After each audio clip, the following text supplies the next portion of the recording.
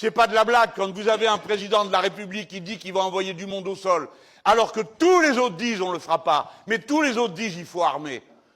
Essayez de deviner qu'est-ce qui se passe, qu'est-ce qui est en jeu, qu'est-ce qui est en cause, qu'est-ce qui va arriver, pourquoi il parle comme ça.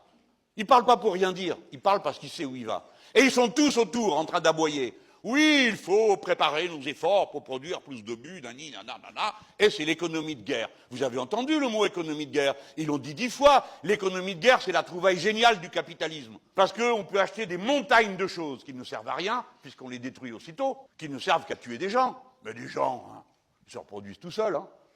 Il n'y a pas besoin qu'on travaille pour ça. Voilà. Et donc, l'économie de guerre, c'est produire plus, avoir un marché fixe dont les prix sont garantis, et faire payer tout ça par la masse de la population. Voilà ce que c'est l'économie de guerre. C'est pourquoi l'économie de guerre est une composante du capitalisme lorsqu'il est en difficulté, parce qu'il ne